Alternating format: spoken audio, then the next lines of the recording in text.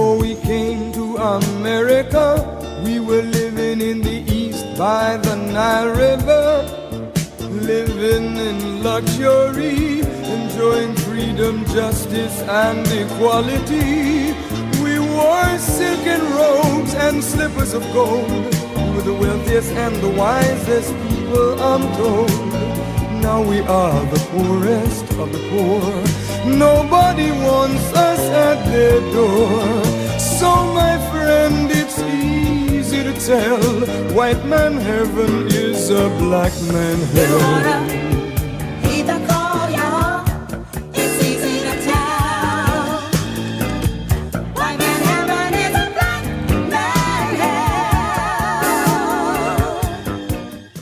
So the Honorable Elijah Muhammad said that Master Farad Muhammad said 6 words to us, and these were the 6 most powerful words that he spoke. He said, accept your own and be yourself. Accept your own. The Caucasians who brought our fathers into slavery desired to take us away from our own people, our own culture, our own religion, our own God, our own language. So we have grown up in America away from our own mind, away from our own selves, and so we have been actually indoctrinated with an alien mentality. 10,000 fearless men, because we're going to have to challenge the things that are destroying our community. So this ain't no punk time. This ain't no temple time, mosque time, or church time. All the singing and shouting and preaching is over. Get in them streets now. Block by block. We're going to have to clean it up. The airwaves is not enough. The television screen is not enough. You got to put boots on the ground who are trained and are willing to make the sacrifice of life itself to see our community made a decent place to live. Attention. Drill.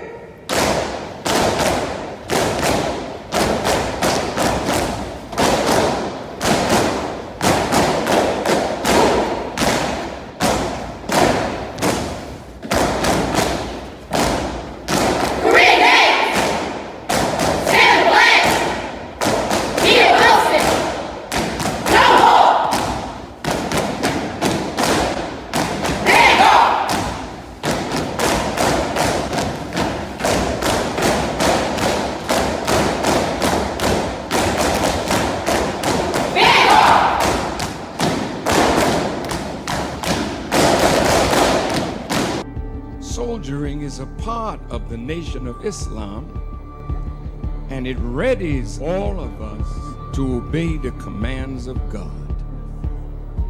Now some will ask, well, why military drill? Because this is what produces the camaraderie. Facebook and Instagram thought that they could ban the Honorable Minister Louis Farrakhan. But in reality, they can't, because he already lives in us and millions of others.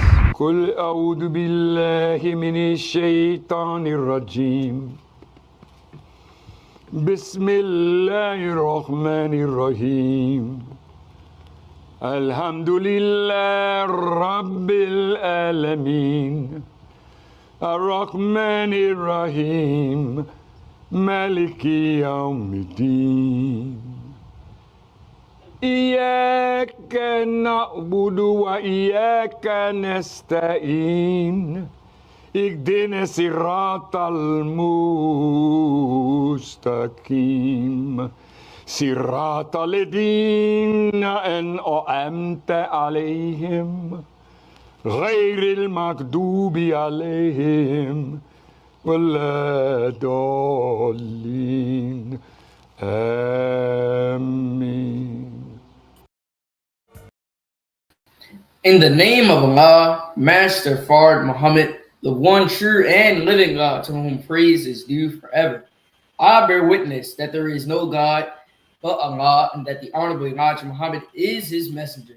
Peace, family, and welcome back to another wonderful episode of WHID-FM.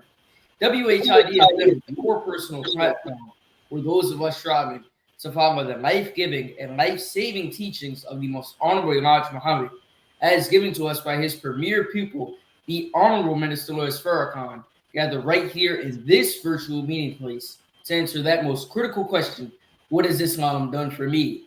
It is Sunday, September 22nd, and at this time, we're going to turn it over to that dynamic co-host of WHID-FM, our sister, Janine Muhammad, who is a superstar student here in the ministry here at Muhammad Mosque number 6, under the leadership of our beloved brother, student Imam Abdul Salam Muhammad. Sister Janine.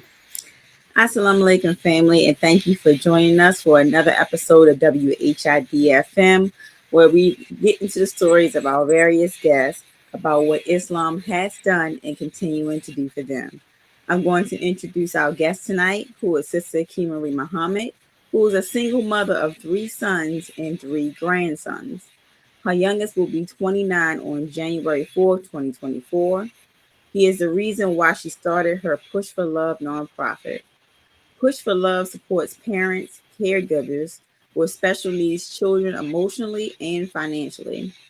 As a single parent experiencing the challenges that follow a child with cerebral palsy, she wants to help others that experience the same thing. She started her branding back in 2014 with Push for Love apparel. The website is pushforlovegives.com. She also has Push for Love songs and videos she was inspired to write from her own experiences in life. This can be found on her website, YouTube Music, and Spotify. In 2022, she received her 501c3, and she also started Push for Love retreats. Her first retreat was on October 29, 2022, then April 2023, and October 7th, 2023. In these events, she provides meditation sessions following a breakfast buffet, guest speakers on self-care, and spoken word / poets, and it all surrounds love, self-love. They actually provide a safe and loving space for the caregivers to share their story with us, and they also find it therapeutic. All guests leave with a Push for Love gift bag. This at all times, caregivers celebrate and be around those who understand the struggle. As caregivers, they give so much to their loved ones, they actually forget who they are. And they will continue to add in on each retreat health and wellness activities, such as breathing techniques, tapping sessions, etc. These are tools that they can use at any point they are feeling overwhelmed and stressed. So we'd like to welcome our sister Kimarie on the show tonight. Assalamu alaikum, ma'am. Wa alaikum salam. Thank you for joining us today. And I know this is not your first time on the show. So I want you just to give a little follow-up with us about Push for Love and why do you feel the need to have this organization and what it does for members of our community? Yes, ma'am. Well, first of all, I want to say thank you for asking me back for the second time. I'm so honored. Push for Love. Oh, wow. We're actually having another one coming up in October. And that one I'm very excited about because it's something we've never done before. A lot of what we're going to be doing is really the first time because we're just getting started. Now, the reason why I started the Push for Love nonprofit is because of my own experience with my son. And, you know, a lot of times we think that we're the only ones going through something, and that's not true. And I say, well, I'm going through this and I feel stressed a little, sometimes a lot. And sometimes I just want to get away. I actually take time out for myself. If I'm going through this, then I know other parents and caregivers are going through it as well. So I wanted to do something to bring us together and where we can actually share that same experience as far as being able to share our stories, along with being able to experience different types of health techniques that we can actually use on a daily basis. So that's how I got it started. And that's the reason why I got it started. Praise be to Allah. Now, in your opinion, what do you think that most caregivers struggle with the most as you have these retreats and you're connecting with others like yourself? What do you find that caregivers struggle with the most? It's I think listening to the stories, we do have the thing in common, which is like stress, because everyone have, depending on who you're taking care of or what their situation or condition is. I have a son, he's my youngest, that has cerebral palsy. I have a next door neighbor, her family, her and her husband, they have a son that has that's autistic. Now, their situation is different than mine, or what they might struggle is different than my struggle, or challenge, I should say. My son is not able to get up and move around and do his thing. We have to do pretty much everything for him. Although he's verbal, he can work the computer, but you have to wash him and transport him to his chair and things like that, and feed him, cook his food.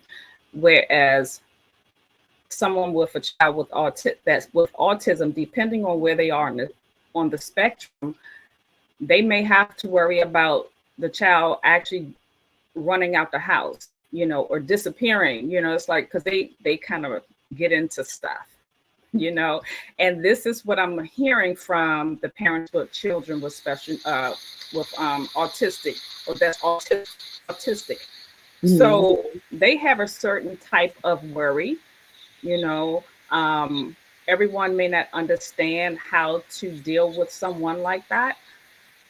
So we all have that stress, because we're constantly thinking about them when we're not around them. We don't want to you can't just leave them with anyone, Mm-hmm. So we're very protective. And so when do we have time to ourselves?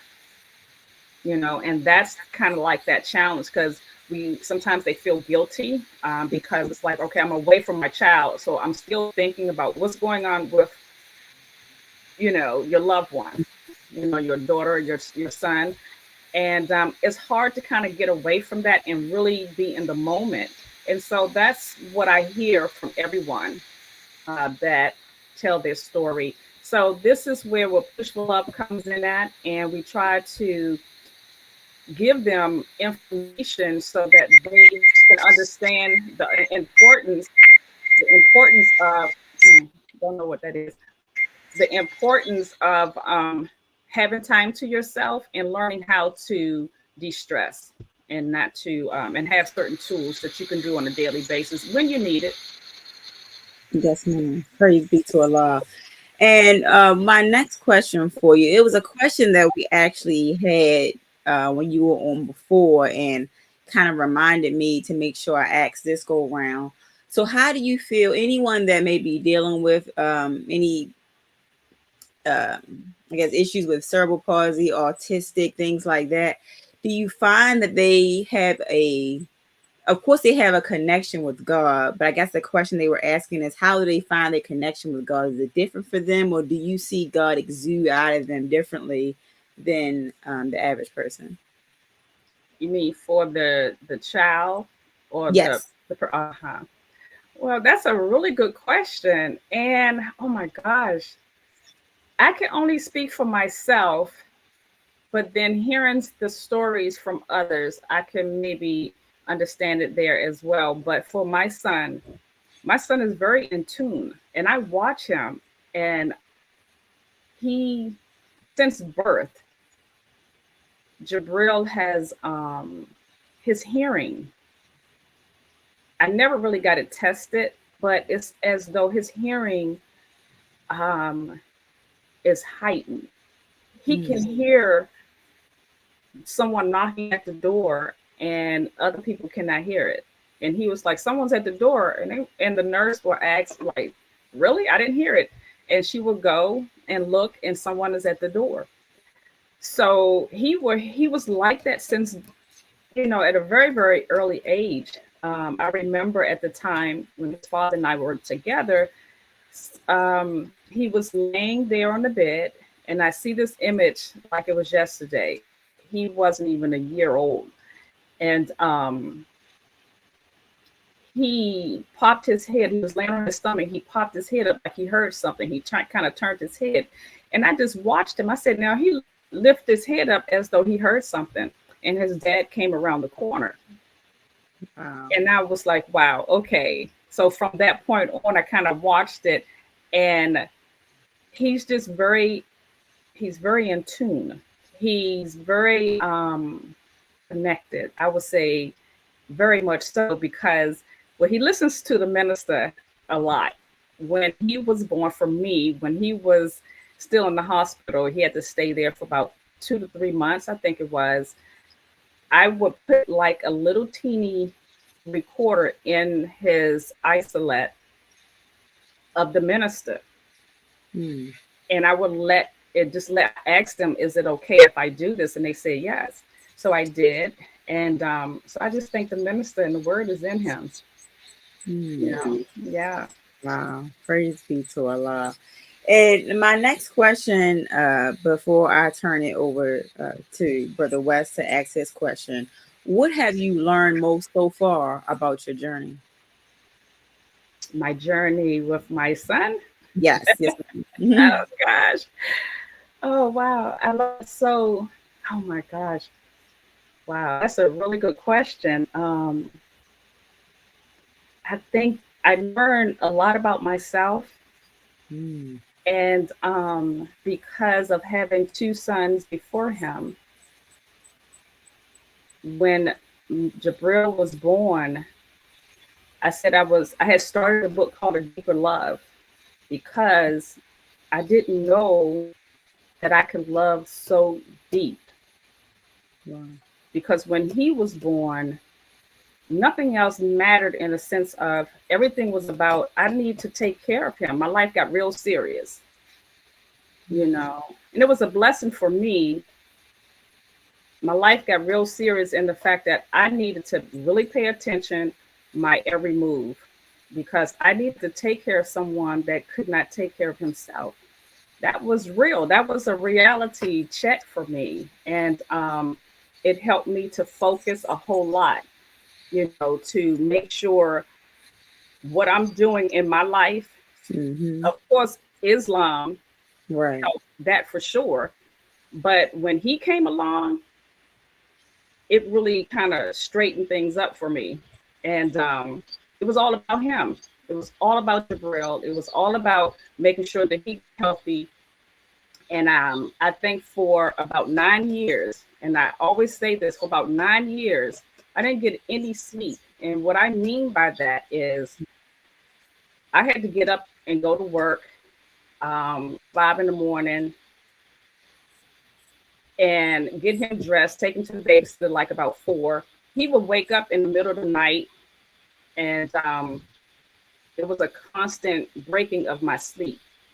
And that went on for about 9 years. When he turned 9, that's when everything changed. But my body still was not used to sleeping throughout the night. So what it made me see of myself, just how resilient, how strong I am, how deep I can love, because I really didn't know until he came along. It showed a lot of that type of strength, but at the same time, I couldn't have done it without Allah in my life. No way in the world I could have gone through all the struggles that I've gone through without Allah being in my life. Oh, praise be to Allah. And I do have one more question before I turn it over to Brother West. Yes. Has Jabril experienced Savior's Day? And if so, how did he take it in? No, he hasn't. Let me think. I know I traveled once with him, and that was he was a baby, so he doesn't remember. I did. I traveled once with him. I drove, and it was not good because he ended up getting an ear infection coming back. And, you know, anyone had children, you know how it is with the ear infection. And he cried. I felt so bad because he cried the whole ride home. And I didn't know at the time what it was until he got home, and I took him to the doctor, and it was an ear infection. So, however, he was so young, he doesn't remember any of it. But when I go away to and come to Savior's Day, I let him know what it's about, and you know, and I give him his gift and things like that. So he never really experienced it to really understand any of it like that. Yes, ma'am. Praise be to Allah. And at this time, I'll turn it over to Brother West, who has some questions for you, Brother West.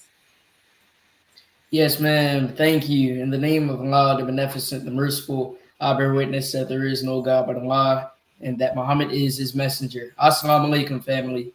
Wa alaikum salam. Praise be to Allah. So, Sister Kimarie, I wanted to know if you can give us an update since your last time being featured here on WHID-FM. An update on what's going on with Push for Love? Yes, ma'am. Okay, you know, we just had in July, we had a Push for Love boat ride on the Odyssey in Washington, D.C. So that was a success. We had a good time. I have a little video or some pictures and things like that. That we just did. That was the first time we did that, and we plan on doing it again, Allah willing. And then next month, October the 5th, we're going to have the first time again, the Push for Love Caregiver Award. And every caregiver that's coming will get an award, and I will be giving the secretary of the board a plaque, and my videographer, I'm going to give him an award as well, because he has done so much he has actually helped with all the videos, pictures on my website. He helped with the music part, the legal part of it. He did it all for me. He helped me to put stuff up on YouTube. So I am very, very, very grateful for the both of them being there for me in that way. So I'm excited. I can't wait to give them this. They don't really know that it's going to happen, but this is my exciting time when we're actually having it back at the Marriott where I used to work, and it's a private dining area. We're going to have this particular time a young lady to do a singing bowl meditation. It's called singing a sound bath. Sorry, it's called sound bath, and it's with the crystal bowls. And so she's going to do the meditation. That's something different, something new, and I want to actually introduce a lot of things like that to us. I prayed on it, and I asked Allah, where do you want me to take Push for Love? What is the next thing? What do you want me to focus on? Just to try to channel his guidance. And what comes to me is health, you know, and heal.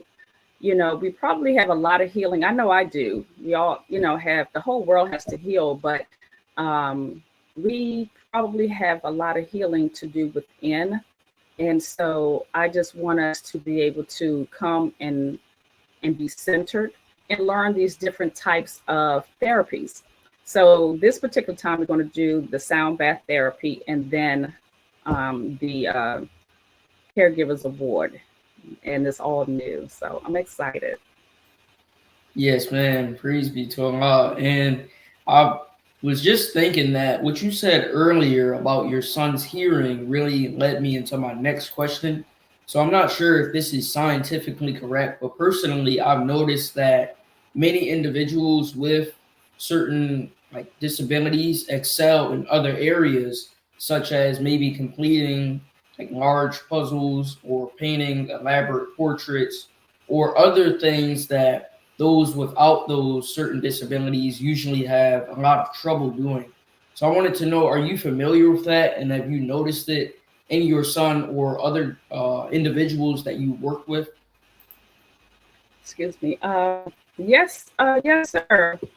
Excuse me. I know with my son, he's very, like I said earlier, he's very in tune. I'm trying to put it in words because his is more, he's very aware. People, he get really quiet. See, me being around him, I know him, and he gets really quiet, and it's like he just tuned in to things around him. And then, like the nurse or nurses that come in, they just physically see him, and they just assume, oh, he don't really understand stuff, until they are around him for a minute, and they start to understand. They even said himself, oh my God, he's so smart. And I would just say to people, do not assume because of a physical, what they look physically, don't assume that they are not intelligent. And I know sometimes that can happen.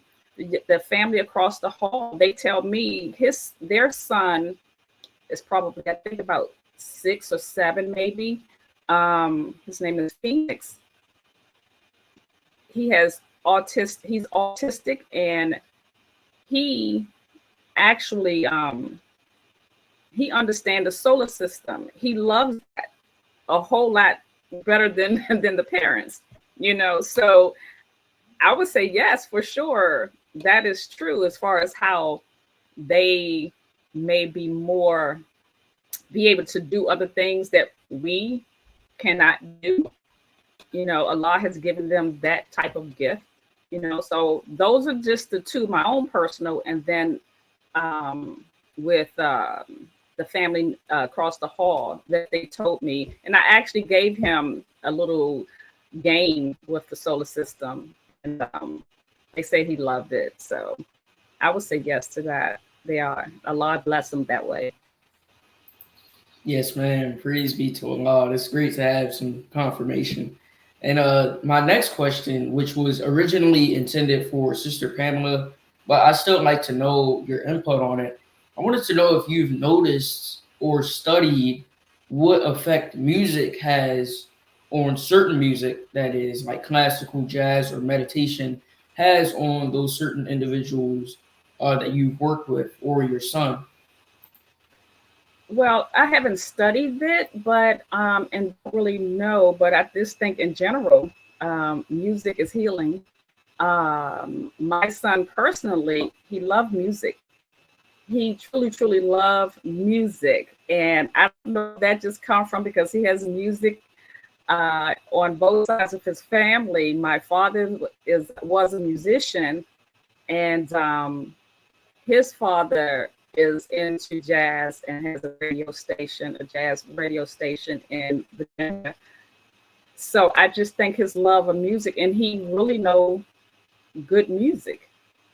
And it doesn't matter. He loves, it could be a country song. It could be from country to rap to, I don't want to say hard rock, but if it's good, and you got good music out there, and you got bad music out there.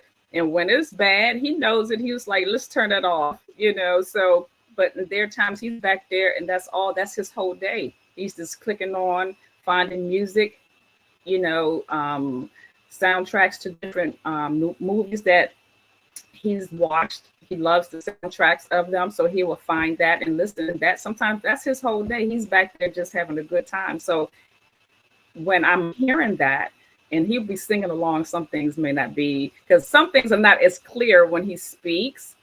Some things very clear, some things not as clear, but he knows what he's talking about. You just kind of have to understand or learn his language. So he loves music. So music is healing. Yeah, for sure. Yes, ma'am. That's amazing. And next, I wanted to know if you've had any trials along your journey while raising your son, because we're taught that trials do purify and they make us better when we come out in the end. So if you have had those experiences, how did the teachings enable you to overcome them and ultimately move forward? Hmm. Yeah, I've had several trials, that's for sure. And when I go through it, that's all I could do is turn to Allah, um, and just really turn to what we've been taught. One of the trials I mentioned earlier was just not having any sleep.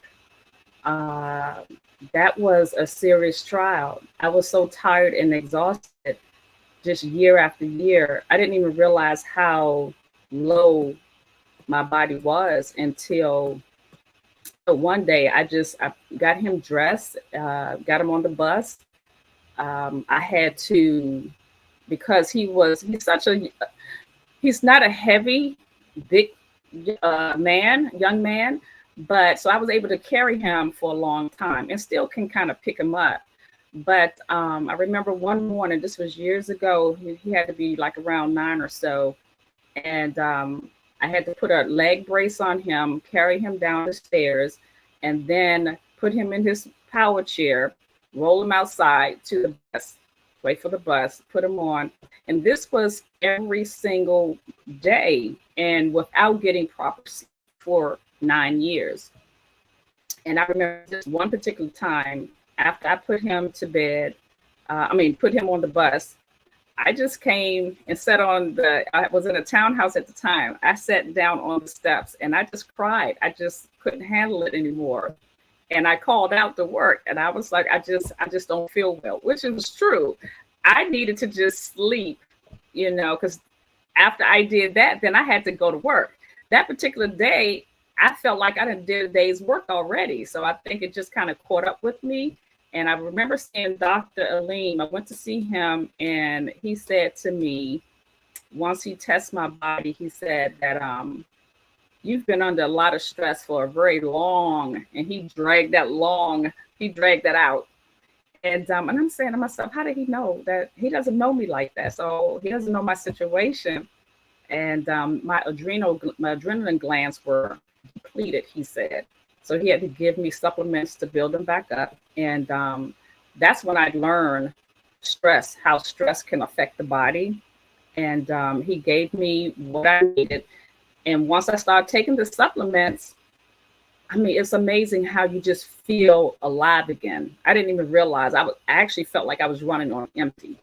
So all I could do is I just stayed in prayer. And I just asked Allah, when will this end? I know we're supposed to have, a trial every 3 years or something along those lines. Y'all know it.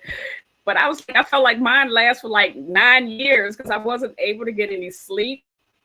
After difficulty comes ease. And I think for me, eventually, Jabril was able to sleep throughout the night. Eventually, my body was able to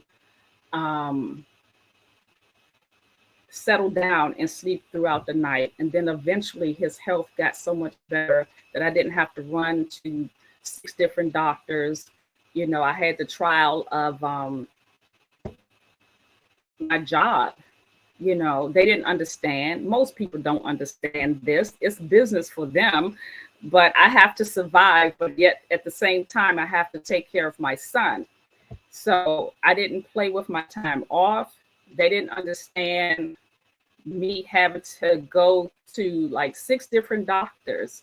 And if I didn't get an appointment at that time, then I might have to wait 3 or 4 months, and that wouldn't be good for him. So, having to fight with my job at the time and things like that, all of that puts stress on you. Who wants to deal with this every single day? But I did for 20 years. I would say the last few years, things were kind of calm. They didn't bother me after a while, but for a good out of the 20, a good 15 years, and I was able to take an early retirement from the school system. All praises I do to Allah, because I truly needed to be home. And it was other trials like the nurses that comes through my home. my situation as far as my son, he doesn't bother me. He doesn't stress me out. It's the people that watch him that has started to stress me out a little bit, so I'll stop here and let you ask another question if you like. Yes, ma'am, of course. And my next question for you, I wanted to ask, what is tapping?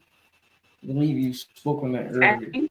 Yeah, Yes, ma'am. tapping is a type of therapy where you can kind of, that's something that I kind of got into a little bit. And that's something that I want to be able to bring more or bring to one of our sessions so that I can actually learn it more, and have someone to explain it a whole lot better. But that's something that can be Googled and you can actually learn a lot more just to have a better idea. But it actually helped from the little bit that I have learned, tapping can help kind of distract or calm you down. If you're going through something, you can tap certain parts of the body and it can actually calm you down, So that's something that I'm learning myself and want to learn more, I should say. Yeah. Yes, ma'am. That's great to know. And next, I wanted to shift gears a little bit. I know we asked you a lot of questions about the work you do with Push for Love and also your son Jabril, which is great, but I did want to learn more about you specifically. So I wanted to know if you can tell us about your first time trying on your NGT uniform after going through processing, going to classes, and finally getting the opportunity to wear one. Oh my gosh. I love this question because I will go back before coming into the nation. I didn't want anything to do with being a Muslim. My mother was trying to get me to come to the mosque. And I was like, I'm not trying to come to the mosque. I don't want to be a Muslim. I don't want to dress like that. And I was like, they have to wear those uniforms all the time, every day, all day. And the very thing that I was praying for was the thing that I was pushing away, not knowing what she was trying to get me to come to is really what I needed and what I was praying for. I just didn't know, all because of thinking that thought of the uniform. And I didn't really see, I had a certain image in my mind. However, once that time and Allah touched my heart, or Allah intervened in me to come to the mosque and register, I love the uniform. I think I wore 19. That was my first uniform. It's not regulated, but I think I wore the white 19 for like a long time before I was able to get like another type of uniform. But to wear this uniform, I love it. Just to put this on today, it's just something about when you put this uniform on with your headpiece, it just for me, I'll speak for myself, it makes you stand up. It makes you feel proud. You're representing. And I love it. And I love to see the sisters and the brothers, but I love to see the sisters together in uniform. It's such a beautiful, beautiful sight to see. I love it. There's nothing like it. Yes, ma'am. That's wonderful. And my next question before I turn it back over to Sister Janine, I wanted to know, which one of the 9 ministries do you feel most connected to?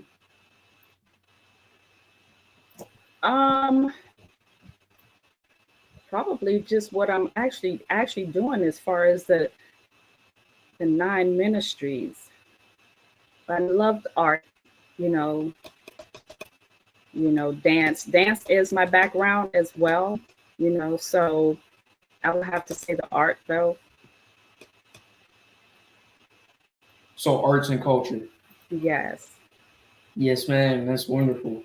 And next, we'll turn it back over to you, Sister Janine. I believe she has a few more questions as well. Yes. Thank you, Brother Ray. And my next question that I have for you, can you explain to our audience what is it that you love about the sisterhood? What I love about the sisterhood, Well, I think for myself, I always, it's something about when, let me just go back, like before coming into the nation, I remember seeing a group of sisters, and they just had this bond. I didn't really have that coming up, honestly. And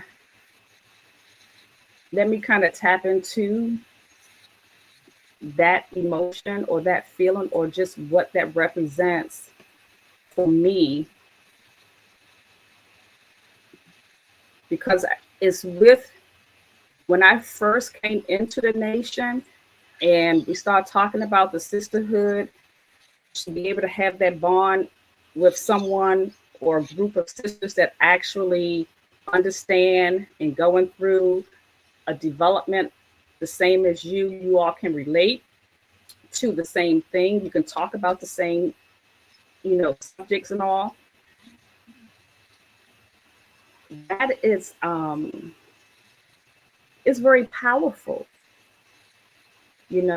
and that's to me where love come in. And I think as women, we have to learn how to bond. We have to really learn how to love each other, because society kind of break that up for us, and I think I was looking forward to being able to develop that type of relationship with a group of sisters, so it's very important to me, because I don't like the fact that we're fighting against each other. We're judging each other based on what we look like, what someone has, and so on and so forth.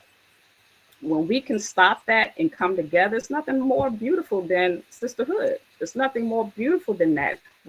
I know you got my back, I got your back, and to be able to have that, I think that's very powerful. And I continue to strive to have that relationship with us. Praise be to Allah. Yes, ma'am. It's definitely a wonderful thing. And when it comes to lectures, because a lot of times we have some people that may have their go-to lecture, something they can just listen to on repeat, or something when they need a dose of the minister, they have a lecture like, yeah, I'm going to put that on. Do you have a go-to lecture? I actually don't. I just listen to whatever comes up, because all of it is good. All of it is good. And a lot of the times, whenever that time come and I'm like, okay, I want to hear the minister, whenever I tune in, it's exactly what I need to hear. It's all of them. This big one. I don't have the most, that I like, because all of it is relevant. All of it is something that we can use every single day of our lives, honestly, so I don't actually have a go-to one. A lot of times it just, when I tune in and say, you know what, let me turn the minister on. Whatever comes up, that's what I needed to hear. Yes, ma'am. Praise be to Allah. And what advice would you give new sisters joining the Nation of Islam? If anything, if there was one thing you can say, okay, I think you should, do this, or what advice would you give to new sisters? The new sisters that has come in and registered, huh?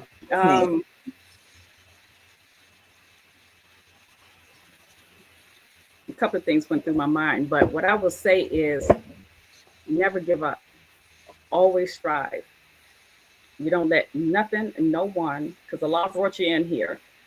So you don't let anyone tear you down.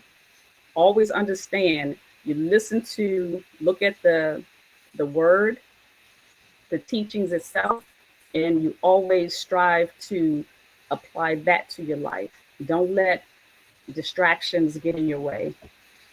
Always look at the teachings, look at the word, listen to the minister, listen to he's telling us what to do, and just study. And your MGT class is very, it's very important. Yes, ma'am. Praise be to Allah.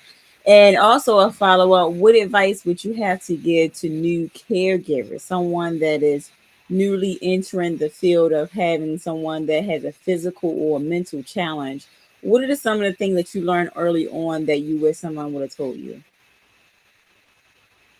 Well, I would say, I don't know, it just kind of turned on for me. And plus, I had my mom as an example, because sometimes we feel like, you know, that I can't handle this, I can't do this. And that's not true. You can handle it. You can do it. I know it seems challenging because it is. That's the reality of it. But with me, my mom had my sister, and she had like I don't know the name of it, but it was something hernia, where when she was born, her insides, her intestines and all was on the outside. And my sister had to go through surgery from birth up until in her teens. And I watched my mom having to feed her, go to the hospital and work. And she had a feeding tube for a while. I had to kind of watch my sister at times. And my mother showed me how to do it, not knowing that some years later that I was going to be in a situation where mine is more permanent.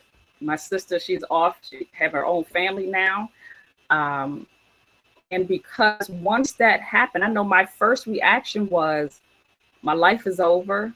I'm not, because I had plans. I had plans to go back to school and so on and so forth. And when I was told Jabril's condition or his situation, I cried. I felt like I did something. I felt guilty. I went to a counselor and I just wanted to know just why. And a lot of times she said, well, parents, that's what we go through. That's like your first thing. You kind of go through, you look over your life. What have I done? You're feeling guilty about things. So I did. I went through that process. I went through it. And then all of a sudden, I heard a voice. It was like, the life is not over. You can still go back to school. All you have to do is work around the real situation. Just work around it. And I was like, that's right. It was like a light bulb just went off.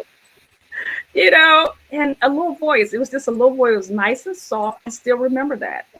And I shift gears and I did it. I went back to school and it was challenging. It was not easy. And I thank Allah for my support as far as my mom, because she did watch Jabril while I went to school in the evening. I had to start my life all over and it was a struggle. Mm-hmm. It was. So, I moved back from Richmond to Gaithersburg, Maryland, and I didn't have a job. I didn't know what I was going to be doing. And I had to just sit and think, Kim, what you going to do now? I know I had to find a job, not just going out and get any old job. That's just not really me. I needed to had this purpose of a job.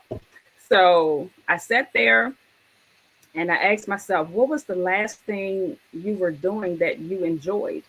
And the last thing was that I really enjoyed was being on the serving team, was the Torchlight serving team, serving the minister.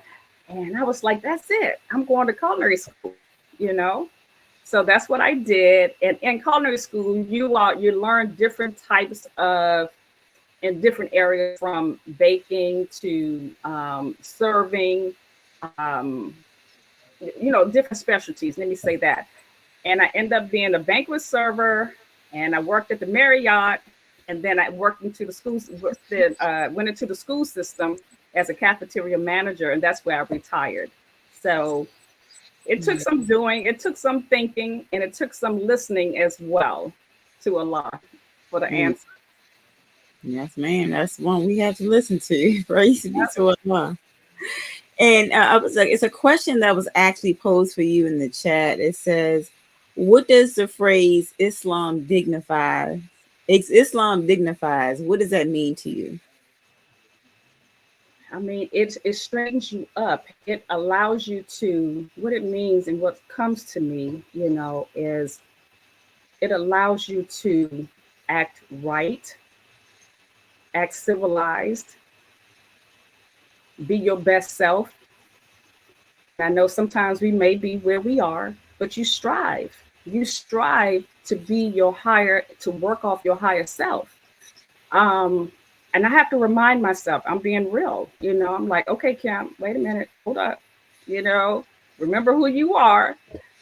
And every single day, just strive to be upright, strive to do the right thing.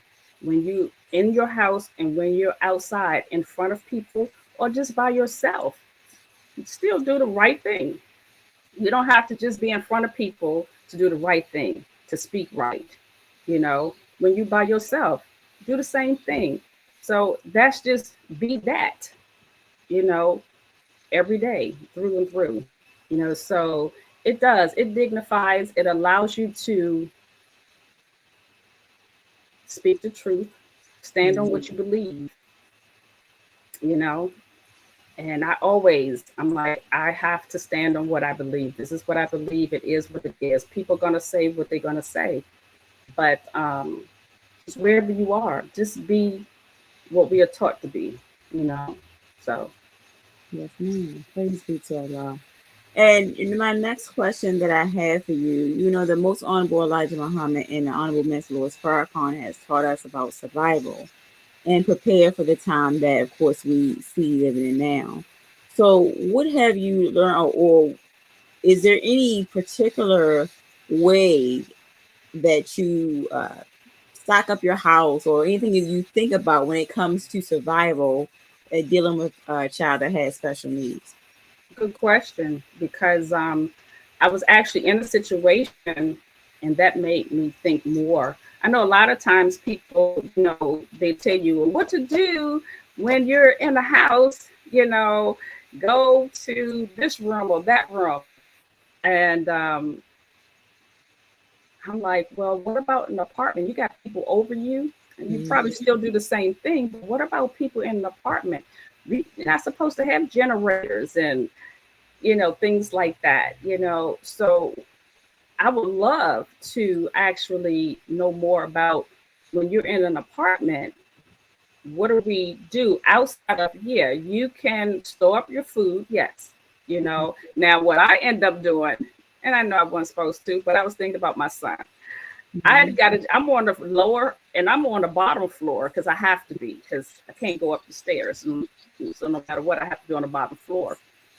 I purchased a generator, kerosene heater. I have a portable stove, so I have the cord, so I got those things, although I have a storage outside. So that's where everything is kept. So I was like, thank God, because I know we're supposed to have it inside the house, so I did. And I actually traded in my generator. I have a Honda generator, which is smaller and it's quieter. It's still powerful, but it's quiet. It's not the one I had at first when Y2K or whatever it had kicked in. I got a huge generator and I was in a townhouse. And at that time, my son was much younger and he had, I was using the nebulizer for him a lot. And I was like, what if something happened and I can't plug it up and he needs it? Whatever. I got my generator. I spent whatever it cost to get that generator. Went to Home Depot. I got it. And that thing was loud. Oh my gosh. It was huge. It was loud, but I never had to use it. But here it is years later. I still have one. I just traded it in with a Honda. And I love it. It's quieter. And so I still have that. Even kerosene heaters. We talking about survival, and I learned how to can, and Sister Colette, which I just recently talked with her. And I was like, I need to take one more class with you because I want to do some jelly. As easy as it is, but I want her to do it again with me. So yes, learning how to can. I make my own soap, so we do have that if you need it, So I have stored up certain supplies for him. Because I think about that, like his supplies, from the Pampers that he needs to gloves to his tube, syringes. I have a lot. I just keep it coming because you just never know what's going to happen. When COVID kicked in, things shut down, and so certain supplies stopped coming. They, like the gloves, they gave us one box of gloves for the whole month. Like, seriously, you know. So now they, you know, it was normally like 5 boxes of gloves. I even bought boxes of gloves, you know, that's just put to the side. That's for survival. So I do my best to collect those types of things. And I mean, I'm running out of space, honestly, for some of this stuff. But I was actually in a situation where I physically, we had some kind of storm some years ago, and it was during the summertime. And I had to actually leave my house because there was no power for days. And I left my house and I had nowhere to go. I had nowhere to go. I was like, okay, the hotels were booked. I had to drive to Virginia to a friend of mine's kitchen. They had a kitchen, a convention. Oh my God. I had to pack up Jabril. Wow. My nerves was like this, but I had to stay focused. I had to pack him up. At this time, he was on the raw milk, you know, that was his food, raw milk. You know, I had to pack that up, couldn't find ice nowhere. You know, I had someone to finally bring me some ice and gas right down the street. I was lucky to have a gas station not too far from me. I was able to put some more gas because I did have gas, but I had to fill it up. So, and then I had to drive to Virginia, and we had to sleep in the kitchen. Wow. For one night. And then the very next day, it was a hotel down the street. They understood, so they let us stay there. Not let us stay there. They had a room, you know, things were available. And then my son's nurse at the time, she lived up the road from me, and she would call me and was like, well, no, the power's still not on, you know, but I'll let you know. And the hotel, the lady at the front desk, she said, take your time, because they understood what was going on. You don't have to, you can stay as long as you need to, you know, let us know if you want to stay another night, but you don't have to give it to us right now. So finally, my son's nurse at the time, she called and she said, Kim, our power is on. So I said, well, could you go down to where I live, to the apartment, and see if the power is on down there? So she did. She said, well, your power is on. I said, how do you know? She said, well, the people downstairs, I hear their TV or their talk. I said, could you knock on their door just to make sure? Because I don't want to leave here and come back up there and my power is still off. So she started laughing. So she did. And the power was back on. So I asked Russ, you want to stay another night in the hotel? Or you want to go home? He said, I want to go home. So yeah, we packed up our stuff and went on back home. It was about an hour drive, but that was an eye opener for me. That was challenging.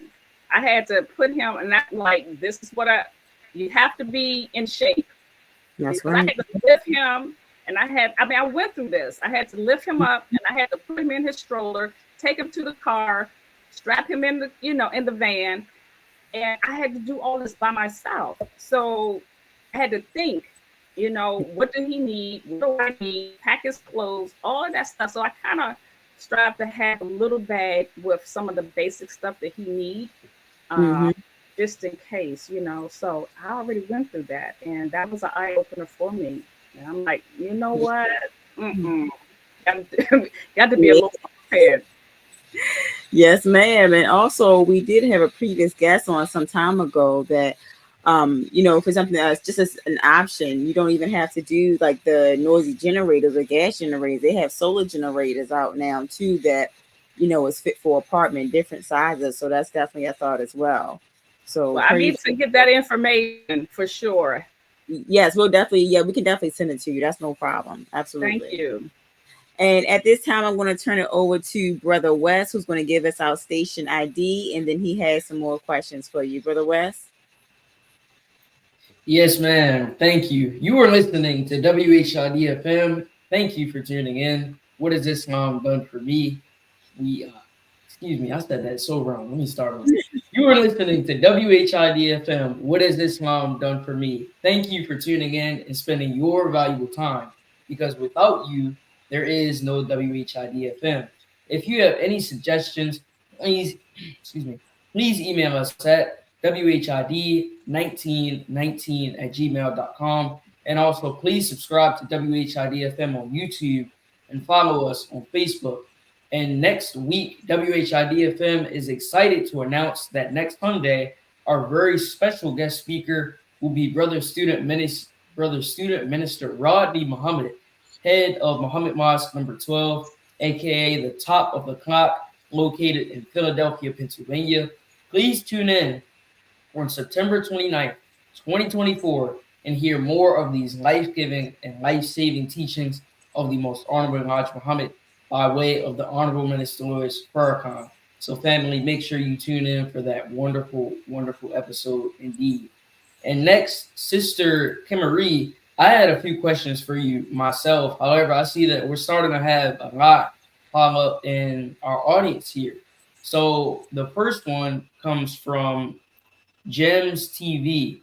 And this listener wants to know, what things do you see for the future of Push for Love to further those who are greatly in need of its love? Okay, what do I see in the future for Push for Love? For those who greatly in needs its love.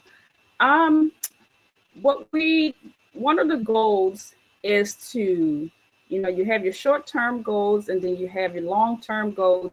And I know the long-term goal is I want to be able to have, have a headquarters where a Push for Love retreat, or spa, or, I haven't really had the name yet because I want it to be right. But it's really a place where we can come, where people can come, and whenever, you feel I just need to get away. And you can go there and you can get different types of services. I like to dream big. There's a lot of things I've been into. From I always wanted an Arab breakfast. What they call it? Why is it like slipping my mind right now? Bed and breakfast. And I said, how can I incorporate something like that with different types of, like I say, if you want to go get meditate, if you want to get massages, or, we have a place where we can actually have our retreats there. People can come and rent out, but this is a place where we can kind of come together and have our own events. And it can be eventually in different cities. So that's like long-term goal, long-term, that's the long-term goal with it. But like right now, it's just to continue to do what I'm doing, having the retreats, developing activities where we can come together and where we can kind of relax, relate, release. You kind of need to get away and be around people that actually understand what we go through, because people, if you're not going through it, you don't really understand it.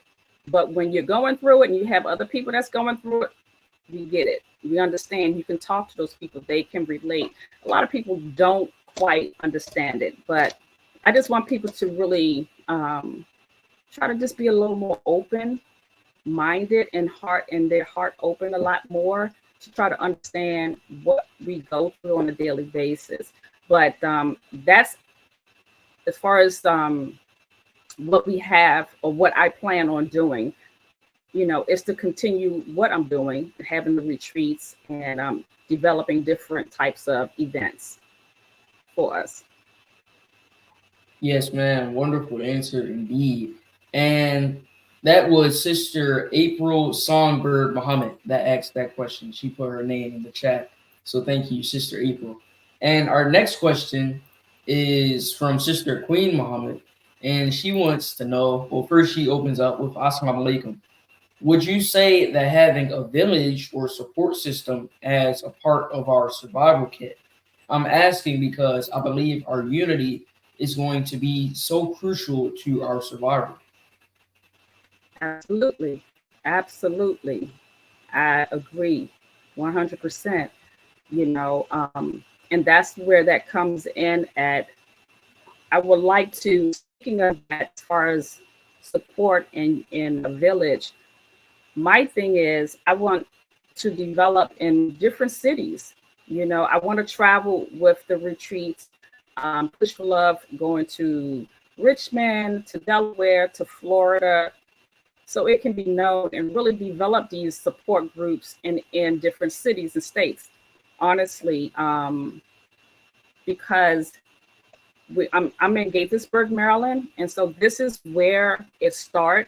But I wanted to branch out, so that is in the near future as far as traveling and getting the word out in different cities. And thank you, Sister April. As a matter of fact, you know, asking that question. She's in Richmond, and she's actually helping out a lot with the nonprofit. So, yes. Yes, ma'am. Praise be to Yeah. Allah. And our next question is from Sister Cynthia Muhammad. And she says, Assalamu alaikum. Thank you for your transparency. What did you read or hear that made you say Islam is for me? Okay, that story, I love to tell this story a little bit, but I'm not going to make it long. Now, because I rejected Islam, honestly, I rejected it. Like I said earlier, my mom was trying to get me to come out to the mosque. And at that time, I was where I was. And I was like, I'm not trying to be no Muslim. I'm not trying to wear these long dresses. I'm sorry, but it's the truth. I'm not trying to wear these. I'm not trying to wear that, you know. But not realizing that that was the very thing I was praying for. And I went to hear the minister maybe 3 times. And it was that third time when I heard him at H.D. Woodson.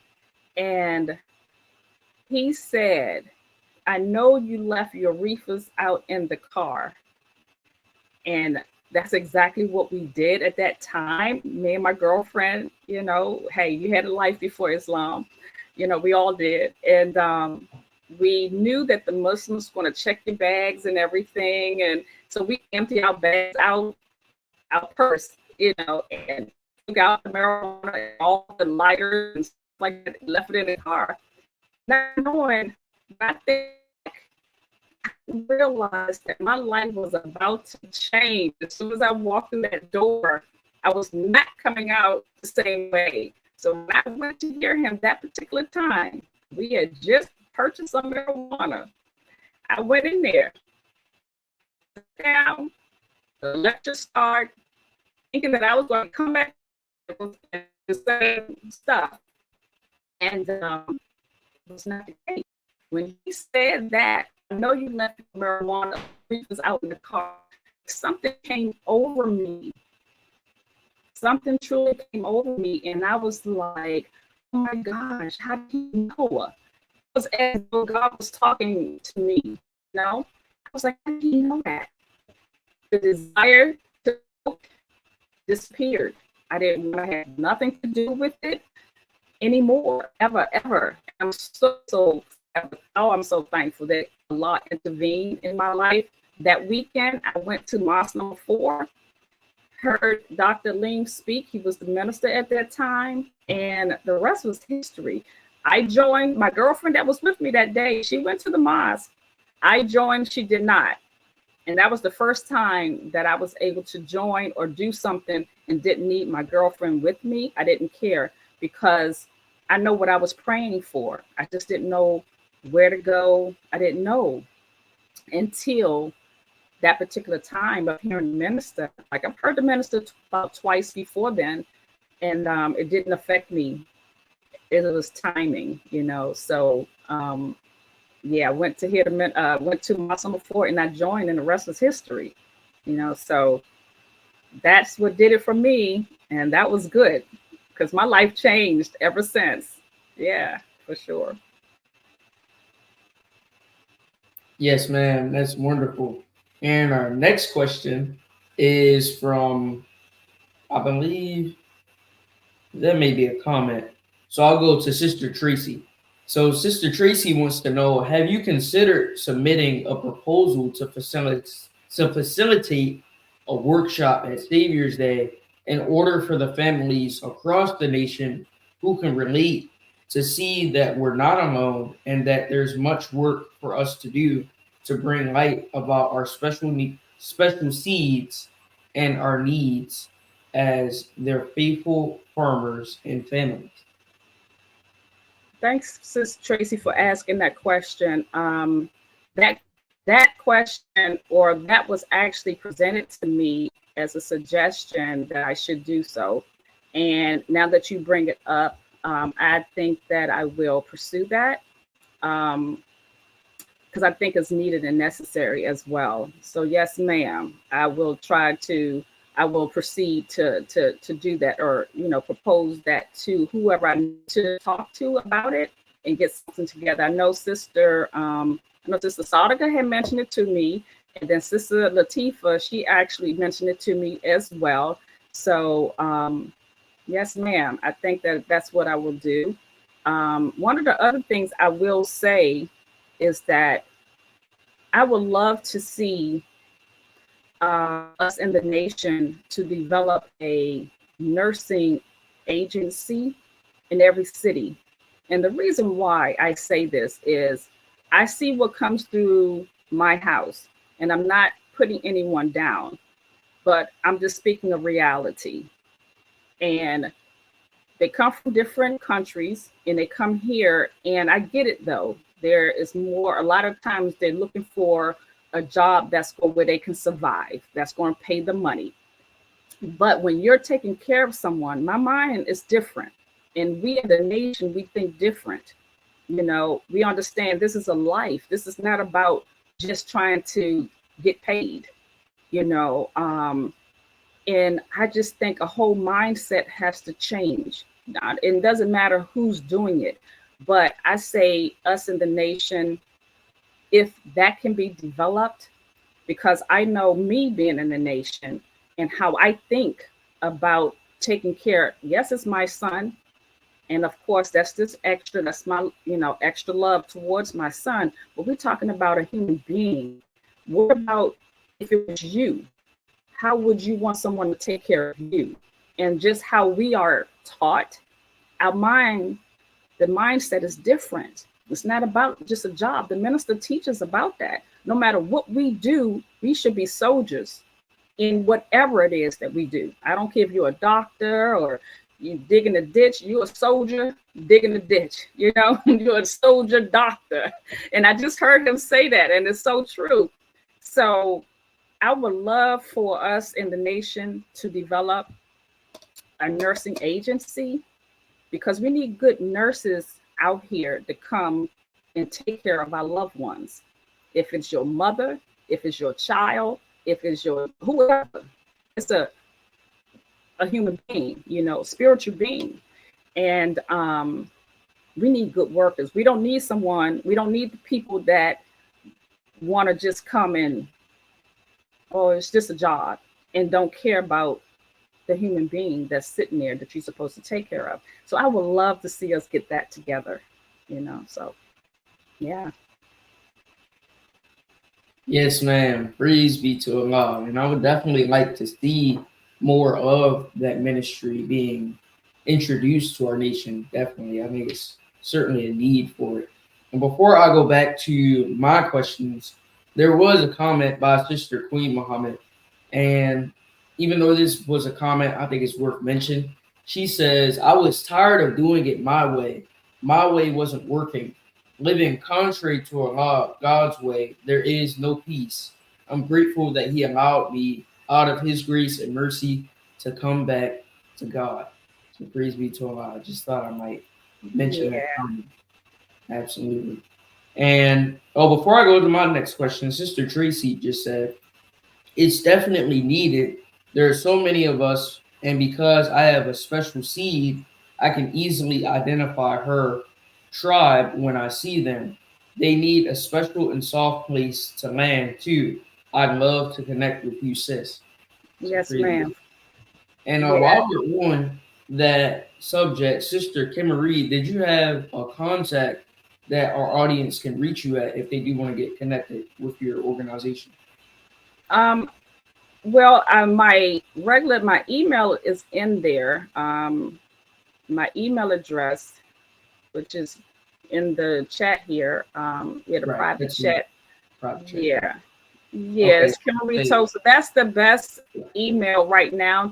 I have another email in my Push for Love email, but that one I get more of it right now. So that's the one that if you can use to reach out to me, and also my phone number. I don't mind giving my phone number, which is 301-793-0679. I don't mind giving my number. So I'm not one of those that, everything has to be emailed. No, call me up. Let's talk. Yes, ma'am. Call me up. Let's talk. Yeah. So if you want to get connected with Sister Kimarie, you can go ahead and email at kimarietobe@gmail.com. And that is KIMARIETOBE@gmail.com. And then her personal number is 301-793-0679. And we should have that up at the screen in just a second. But I'll repeat the number one more time. That's 301-793-0679. And we'll have that mentioned again before we conclude the show. And my next personal question for you, Sister Kimarie, I wanted to know, what was your first experience like when you interacted with physical material from the teachings? Specifically, how was it when you first read Message to the Black Man in America, or the first time you read the Final Call newspaper?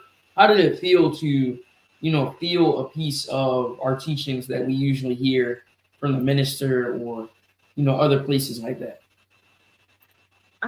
When I first read the Final Call and the Message to the Black Man, it's a wonderful feeling because it's something that we have not, it's talking about us, and I needed to be fed because I felt like I was just so deprived of, like, who am I? What's my purpose?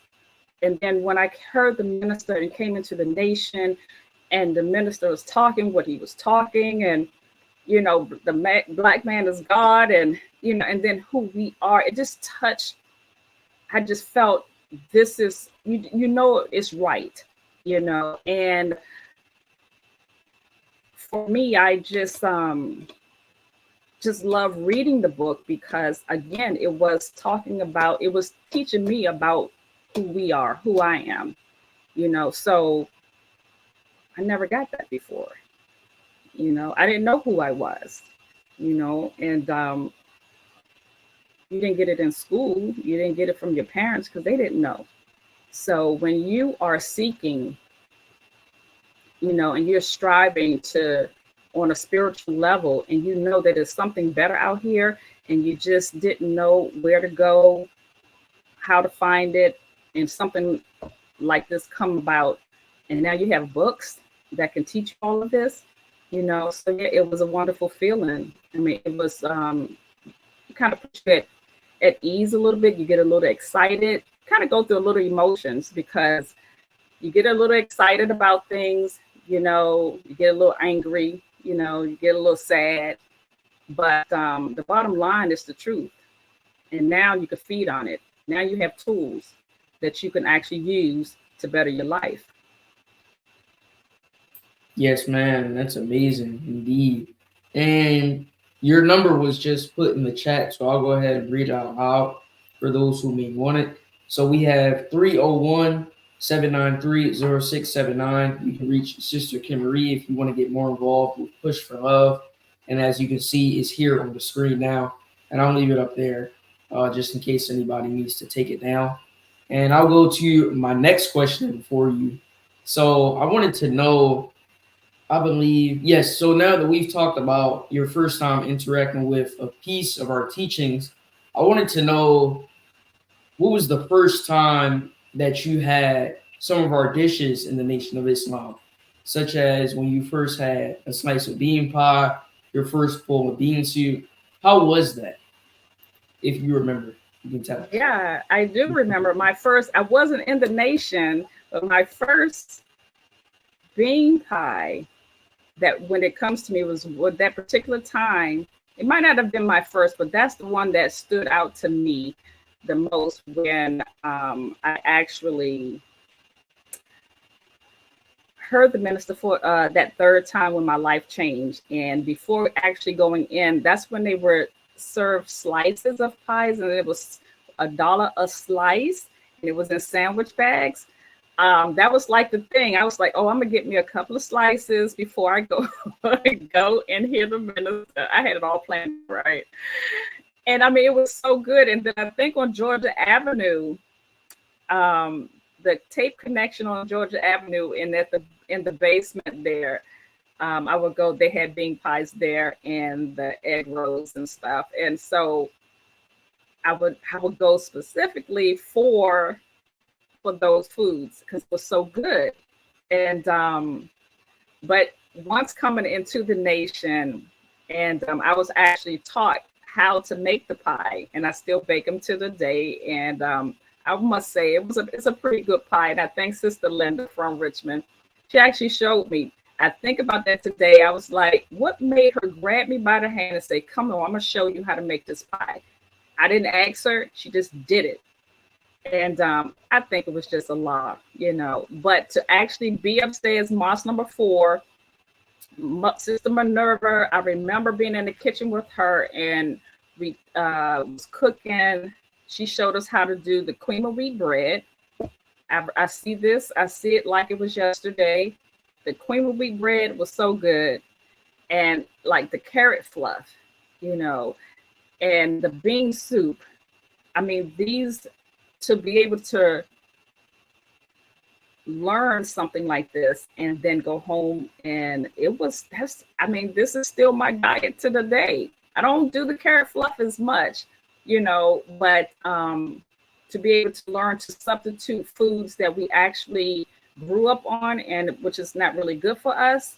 It's like, okay, well, what do we eat? And so now learning how to use some of these other foods that we can eat and substitute it so that we won't feel like we're missing out on anything. I remember Sister April, she came to my house and we did the unity fast for the first time. And I remember that it was salmon and carrot fluff and rice. And it's just when it's time to sit down and eat that kind of food, it's a wonderful feeling, you know. So yeah, it's good. I'm thankful. Yeah, for sure. Yes, ma'am. Praise be to Allah. And next, as we begin to wind down, we have a question from listener Growth in God. And they want to ask, how was it adopting the plan of eating? I think they're suggesting, how was it adopting to How to Eat to Live, I believe? Okay. You know, it really wasn't too bad for me because there were certain foods I had stopped eating before coming into the nation. I didn't eat beef. I didn't eat pork. All that has stopped. So there are certain, you know, things that I just wasn't eating anyway. And when I look back on it, I just look at it as Allah was preparing me to come in. I just didn't know it, you know, because there are certain things I just didn't have a taste for anymore. To adopt How to Eat to Live, there was no problem as far as wanting to do it. Learning how to fast. You know, a lot of times when you first hear this, I know for me, I was like, oh my God, fasting, you got to go all day and not eat anything, you know, like Ramadan, you don't eat or drink anything, or eating one meal a day, you know, seriously, you know, so that kind of thing goes through your mind. But because I wanted the benefit of what fasting does, and I wanted the benefit of doing Ramadan and eating one meal a day, I wanted that natural glow. I wasn't a person that wore a bunch of makeup and any, you know, anyway, for me, makeup made me look ugly. And what I saw, I was like, I don't even like it. I just like the natural look. So when the minister talked about how it gives you a natural glow, it just makes you be your natural, beautiful self, I was looking forward to that as well. You know, I wanted my skin to just glow and just be that. You know, and through eating properly, through fasting and just being healthy, I think because of also, I was so willing to do it because dancing was my background. So working out and exercising and eating right was already there with me. So it didn't bother me too much. I love it, honestly. And as time goes on and you get a little older, and I'm speaking of myself and being real, things do change a little bit and you may fall off a little, but you look at the results of falling off. Now, how bad do did Ramadan come around and you see how by fasting, how you feel, it just reminds you, get back on that 1 meal a day, get back to fasting again. And so it's just so beautiful. It's so wonderful. I'm very thankful for the teachings and how to eat to live. Yes. Yes, ma'am. All praise is due to Allah. And my next question, before we go ahead and shift over to announcements, I just want to ask, what is Islam doing for you? Islam, what it's doing for me, like it's been doing, it's allowing me to continue to grow. Everything that I do, trials that I go through, things that I don't understand, I always ask Allah, okay, what is this? I mean, I'm constantly growing. I analyze myself a lot. I look at me. I don't look at other people, but I do look at me and say, okay, what have I learned from this? I strive to, and I think I've always kind of been that way, but Islam has actually, allowed me to pay more attention to me. And it's a wonderful thing when you start to understand and just start to love yourself, start to see, just go within, and certain questions that, you wonder why you do what you do, why are you going through this? Allah will answer the question. He will answer you, but accept the answer and then make the change. Don't beat up on yourself, like the minister said. You do not, don't beat up on yourself. Be patient with yourself. As long as I'm living, I'm going to always be growing. And I keep my mind open for that. So it's a constant change, and I look forward to seeing more and learning more of myself. So, yes, sir. Yes, ma'am. Praise be to Allah. Indeed, this has been a wonderful episode, as always, here on WHID-FM. And with that, we'll turn it over to you, Sister Janine, for announcements.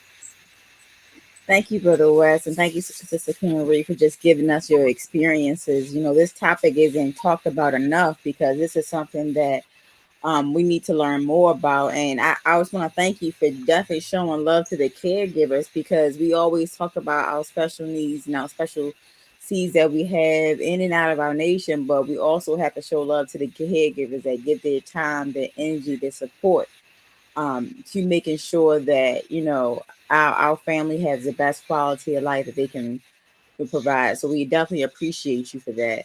And family, we just have a few announcements before we go into our Muhammad moment and close out. If you like what you heard today, and I'm sure you have, you're invited to study with the Nation of Islam to learn the teachings of the Most Honorable Elijah Muhammad, given to us by his premier pupil, his chief helper, the Honorable Minister Louis Farrakhan, by going to www.noi.org. We have weekly webcasts you can listen to on Sundays at 10 a.m. Central Standard Time, 11 a.m. Eastern Standard Time. You can definitely go on our website, listen to past lectures. Anything you want to look at, the history of the Nation of Islam, definitely go there, and definitely go to the local mosque that's in your city. Final Call Radio, download it on all your devices, take it with you on the go as we get deeper and deeper to see what's going on in the world. Every day there's something new, but don't fear, don't entertain it. Just listen to the Final Call radio. You can listen to the Honorable Minister Louis Farrakhan 24/7. So that way, whether you're taking your children to school, going to your job, running errands, you always have something positive in your ear. And speaking of Final Call, the Final Call newspaper, if you look at the edition for this week, you see the cover on the screen, The Reality of the Will, and definitely digging into the announcement that the Honorable Minister Louis Farrakhan had about his vision. Definitely read this article. You should read it every week, but this is definitely a special edition that you want to look into. They don't talk about Black media enough. And if you want to know the true history, if you want to know what's really going on in the world and get the truth, then you definitely need to get Final Call Radio. Last but not least, do you want a book that greatly empowers your child and showcases their self-worth? Look no further than I Never Knew I'm All That. This highly anticipated book, this is actually book 1 that's written by our host, Brother Donald Muhammad, illustrated by our sister Amina Lay. So definitely get this book for our children, and so many poison books that they have for our children that they're trying to push on our children. This is a book that you definitely need to get, available on Amazon.com. And then with that, we will do is go into our Muhammad moment. Now, our Muhammad moment, the topic that is discussed tonight on this Muhammad moment is, what is the proper response to the call of God, by the Honorable Minister Louis Farrakhan. This was actually delivered February 3rd of 1993 at Muhammad University of Islam in Chicago, Illinois. To get this lecture, you can go to store.finalcall.com. So at this time, we will turn it over to our Muhammad moment. And then after our Muhammad moment, we will close out in prayer. And in the beginning, God took the dust and made a man and breathed into him life, and he became a living soul. That was the Genesis then, and that's how we begin as a nation, when God makes for us a man. Yes, sir. Yes, sir. And what I'm telling you or suggesting to you or saying to you, that's different from what we agreed we had all heard before when I first started, is that you have reached the Genesis, the beginning of a new life for the black man. Yes, sir. And God has chosen this lost sheep to be his own. And he has come now to be our God. Yes, sir. And he has raised a man from among us. And I'm speaking of the Honorable Elijah Muhammad. Yes, sir. And that man has become our Genesis, our beginning. Go ahead. Good teaching. There'll never be a return to what black folk were. Go ahead. Good point. Even in our madness, we are on a journey up. Yes, sir. You say, how could this be? Come on, teach it. Come on, dear Pastor. Black folk killing each other like animals in the street. There's drive-by shooting. There's fighting over territory for drugs. Right. Wake us up. We never were like this before. You're right. But can you look beneath that and see something? Yes, sir. Black folk are saying, this is my territory. Yesterday we wouldn't talk like that because it was all white folks' territory. Today we buying guns. Yes, sir. Everybody got to have a piece. Yes, sir. What's that all about? That never was before. Yes, sir.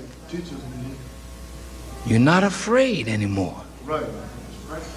You crazy, That's right. but you knew crazy. You know what I mean? You a new crazy black man. I wonder, am I making any sense? You had never been like this before. That's right. We never had produced a generation like this before. That's right. You knew, but it's your Genesis. Everything got trouble in its beginning. Yes, Right. sir. A clot is not pretty, but it's the beginning of new life. Yes, sir. This is not pretty, but it's the beginning of new life. What you got to understand is a new nation is coming up. A nation of warriors, a nation that is ready to take their place in the sun.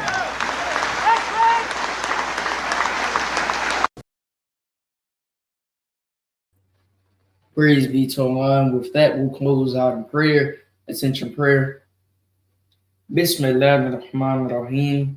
Alhamdulillah Rabbil Alameen. Rahman Rahim. Maliki Yawmiddin. Iyyaka na'budu wa iyyaka nasta'in. Ihdina as-siratal mustaqim. Siratal ladzina an'amta 'alaihim. Ghayril maghdubi 'alaihim waladdallin. Ameen. Assalamu alaikum, family.